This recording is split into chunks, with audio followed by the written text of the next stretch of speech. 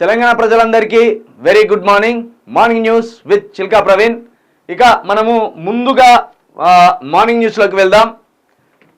2 రోజులుగా అనుకోకుండా జ్వరం రావడం, గొంతు పోవడం, ఇప్పటికి కూడా కొంత సర్ది అట్లనే ఉన్నది.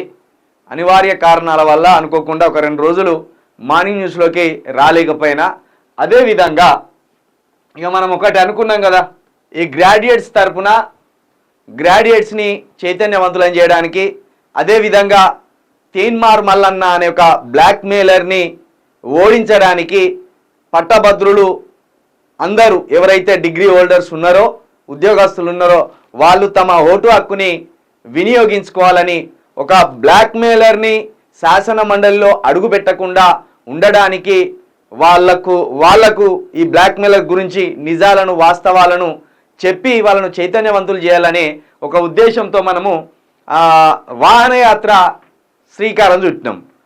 నిజానికి మనం 17వ తారీఖే వాహనయాత్రకు వెళ్ళాలి. అది మనము నల్గొండ క్లాక్ టవర్ నుండి ఈ వాహనయాత్రను చేపట్టాలని అనుకున్నాం. ఎందుకంటే తీన్మార్ మల్లన్న అనే ఓ వ్యక్తి ఏమన్నాడు, ఎవరైనా నేను బ్లాక్మెయిలింగ్ చేసిందని కావచ్చు, అక్రమాలు చేసిందని కావచ్చు, అన్యాయం చేసిందని కావచ్చు, ఎవరైనా నిరూపించగలిగితే ఇగో గిది తీన్మార్ మల్లన్న చేసిండు అని చిన్న తప్పు చూపించగలిగితే నేను ఇమీడియట్లీ ఎమ్మెల్సీ బారి నుండి తప్పుకుంటాను ఒక దొంగ మాట మాట్లాడిండు. అందుకే మనం కూడా వాహనయాత్రను నల్గొండ క్లాక్ టవర్ నుండే ప్రారంభించాలని వరంగల్ దగ్గర నుంచి పోలీస్ పర్మిషన్ తీసుకోవాలని మనం పోయినాం. ఎందుకంటే హైదరాబాద్ నుండి ఇవ్వలే, మనకు హైదరాబాద్లో అప్లై చేస్తే ఇవ్వలే. వరంగల్ నుండి పర్మిషన్ తీసుకొని వాహనయాత్రను దాదాపుగా 10 రోజుల పాటు ఈ వాహనయాత్ర చేయాలని ఆలోచన చేసినాం. మనం ఇట్లా పోలీస్ వారికి ఇట్లా పెట్టగానే అట్లా కొట్టేస్తాను. ఎవరాట అంటే చిల్కా ప్రవీణ్ అంటే తీన్మార్ మల్లన్న భాగవతం అంతా ఇప్పుడు ఈ 3 డిస్టిక్లలో చెప్పుకొస్తాడు. ఇప్పటికే చాలా తీన్మార్ మల్లన్నకు సంబంధించిన చాలా నిజాలు ప్రవీణ్ చెప్తున్నాడు. కాబట్టి చిల్కా ప్రవీణ్ వాహనయాత్రకి ఎట్టి పరిస్థితుల్లో మనం పర్మిషన్ ఇవ్వద్దు. నేను లాయర్ ద్వారా పంపిన రిక్వెస్ట్ ఇవ్వలేదు.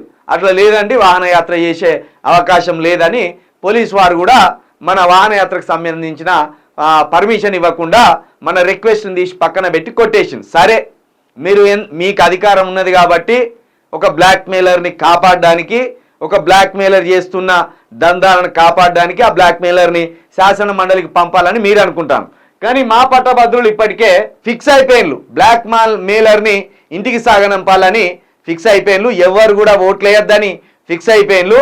దయచేసి నేను మరొకసారి చెప్తున్నా, బరిలో బిట్స్ బిలానికి సంబంధించిన ఒక విద్యావేత్త ఉన్నాడు. 56 బ్లాక్మెయిలింగ్ కేసుల్లో ఇరుక్కున్న నయవంచకుడు మోసగాడు తీన్మార్ మల్లన్న ఉన్నాడు. మరి బిట్స్ బిలానిలో చదివిన రాకేష్ రెడ్డికి మీ ఓటేస్తారా, ఒక బ్లాక్మెయిలర్కి మీరు ఓటేస్తారా అనేది మీ నిర్ణయానికి వదిలేస్తున్నా. ఒక విద్యావంతుడు, ఒక సాత్వికుడు, ఒక కేసు లేనోడు, ఈ ప్రజల పట్ల నిబద్ధత ఉన్నాడు, సమస్యల పట్ల నిబద్ధత ఉన్నాడు, ఒక్కరిని కూడా చేయి జాపి అడగకుండా తనకు తోచినది ఈ సమాజానికి సాయం చేస్తూ ముందుకు పోతున్న వ్యక్తి రాకేష్ రెడ్డి. ఉన్నత విద్యావంతుడు, అనేక సేవా కార్యక్రమాల్లో ఉన్నోడు, ఇలాంటి బ్లాక్మెయిలింగ్లకు పాల్పడినోడు. రాకేష్ రెడ్డి ఎమ్మెల్సీ బరిలో ఒకవైపు ఉన్నాడు. తీన్మార్ మల్లన్న అనే ఒక నయవంచకుడు, ఒక మోసగాడు, ప్రజలను 3 సంవత్సరాలు 4 సంవత్సరాలుగా నమ్మించి ఒక్కసారిగా కాడి వదిలేసి 100 కోట్లు సంపాదించుకొని 56 బ్లాక్మెయిలింగ్ కేసుల్లో ఇరుక్కున్న నయవంచకుడు ఒక సైడ్ ఉన్నారు. వీరిద్దరిట్లా ఎవరిని ఎంచుకుంటారు అనేది మీ నిర్ణయానికి వదిలేస్తున్నా. అదేవిధంగా మన వాహనయాత్రను పోలీస్ వారు పర్మిషన్ ఇవ్వలేదు. కానీ దానికి సంబంధం లేకుండా ఇంకో కార్యక్రమాన్ని చేపడతాను.